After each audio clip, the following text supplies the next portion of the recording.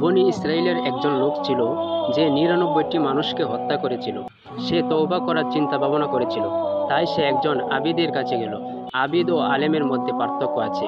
আবিদ মানে যিনি সৎ ও সরল পথের উপর আছেন, কিন্তু তার ভিতর জ্ঞান অর্থাৎ শরীয়তের গভীর জ্ঞান নেই, যেটা একজন আলেমের কাছে আছে। সেই লোকটি এই আবিদকে বলল, আমি ৯৯টা মানুষকে হত্যা করেছি, আল্লাহ কি আমাকে ক্ষমা করবেন? আবিদ যখন এটা শুনলেন তখন বললেন যে, তুমি ৯৯টা লোককে খুন করেছ, আল্লাহ সুবহানাহু ওয়া তাআলা কিছুতেই তোমাকে ক্ষমা করবেন না। এখন সেই লোকটা আবিদকে খুন করে ফেলল। এই লোকটির কাছে মানুষ হত্যা করা এতটাই সহজ, পানির মতো। তার সাথে তার মতের মিল হয়নি বলে সে তাকে মেরে ফেলল। সে তার ফতোয়া পছন্দ করেনি বলে তাকে মেরেই ফেলল। এরপরও সে তওবা করার জন্য উঠে পড়ে লাগলো। তার অন্তরের ভিতর কিছু অংশ হলেও ভালো ছিল। সুতরাং এই সময়ে সে খোঁজ করল যে কাকে জিজ্ঞাসা করা যায়। সে জানতে পারল এক আলেমের কথা। সে সেই আলেমের কাছে গেল এবং বলল, আমি ১০০টা মানুষকে হত্যা করেছি, আল্লাহ কি আমাকে ক্ষমা করবেন? কিন্তু এই আলেম তাকে বলল, হ্যাঁ, তোমার আশা আছে। তুমি যদি তওবা করো তাহলে আল্লাহ তা গ্রহণ করবেন, যদিও বা তুমি ১০০টি লোককে হত্যা করেছ। যদি আল্লাহ তোমার জন্য তওবার দরজা খুলে রাখেন, তবে কে তোমাকে তা থেকে প্রতিরোধ করবে? যদিও বা ওই লোকটি ১০০টা মানুষকে হত্যা করেছে, আল্লাহ তার তওবা করাতে খুশি হবেন। কিন্তু আলেমের ফতোয়া এখানেই শেষ হয় না। তিনি আরও বলেন, তোমাকে এই শহর ছেড়ে অন্য জায়গায় চলে যেতে হবে। এটা হলো খারাপ একটা শহর। আমি চাই যে তুমি এই শহর ছেড়ে অন্য শহরে যাও, যেখানে এমন সব লোকেরা রয়েছে যারা আল্লাহর ইবাদত করে, ফলে তুমি তাদের সাথে ইবাদত করতে পারবে।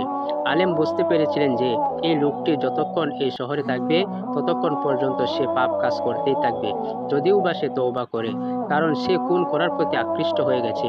ঠিক একজন ড্রাগ এডিক্টর, নেশাখোরের মতো। যতক্ষণ পর্যন্ত একজন নেশাগ্রস্ত ব্যক্তি একই পরিবেশে, একই সঙ্গ, একই গ্রুপের মধ্যে থাকবে, যদিও বা সেই ব্যক্তি তওবাও করে, তারপরও সে একই কাজ করতে থাকবে।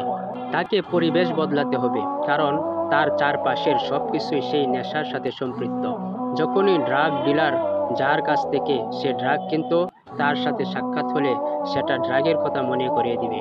সে বন্ধুর সাথে নেশা করা হতো, তার সাথে দেখা হলে ড্রাগের কথা মনে পড়বে। একই ঘটনা ঘটে যারা মদ খায়, তারা পাপ দেখলে, মদের বোতল দেখলেই মদ খাওয়ার কথা মনে পড়ে। তাই এসব থেকে দূরে থাকতে হলে এসবের পরিবেশ থেকে দূরে থাকতে হবে। সেই কারণেই আলেম সেই খুনিকে বললেন তার শহর থেকে চলে গিয়ে অন্য শহরে ভালো লোকদের সাথে আল্লাহ সুবহানাহু ওয়া তাআলার ইবাদত করতে। ভালো লোকদের স্পর্শে থাকলে সেটা আপনাকে ভালো কাজ করতে অনুপ্রেরণা যোগাবে। বিপরীতভাবে খারাপ সঙ্গে থাকলে সেটা আপনার পতন ঘটাবে।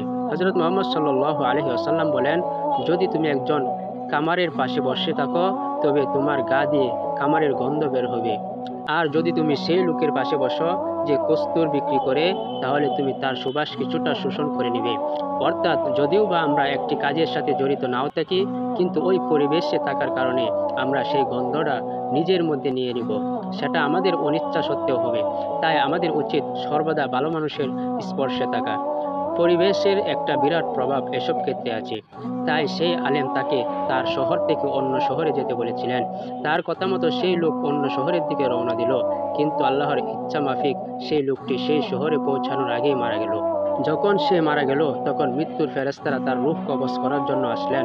যখন একজন ভালো লোক মারা যায়, তখন রহমতের ফেরেশতা তার রূহ কবজ করতে আসেন।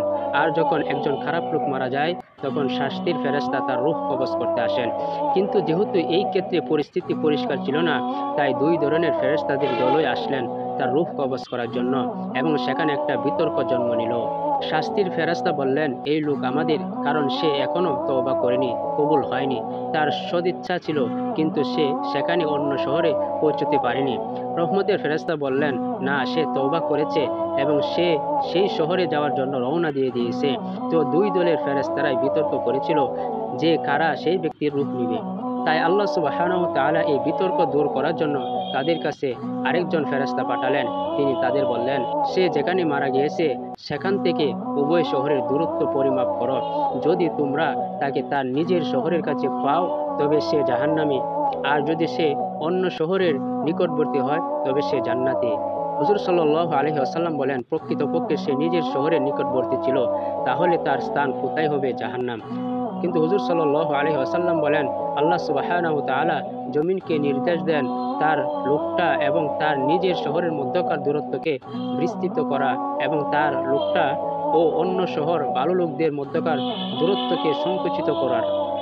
অর্থাৎ তার দেহ মনে হবে ভালো শহরের কাছে, কিন্তু সে মারা গেছে নিজের শহরের কাছে। যখন ফেরেশতারা মাপতে আসলেন, তখন তারা সেই ব্যক্তিকে অন্য শহরের অর্থাৎ ভালো লোকদের দিকে নিকটবর্তী রূপে পেলেন এবং আল্লাহ সুবহানাহু ওয়া তাআলা তাকে ক্ষমা করলেন এবং তাকে জান্নাতবাসী করলেন। সুবহানাল্লাহ।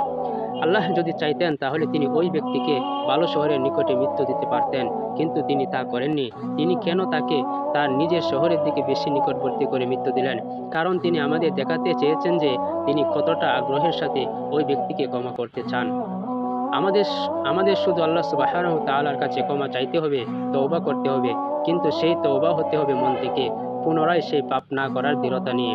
আল্লাহ তাআলা আমাদের সবাইকে সঠিক পথে রাখুন। আমিন। ভিডিওটি সবাই শেয়ার করুন।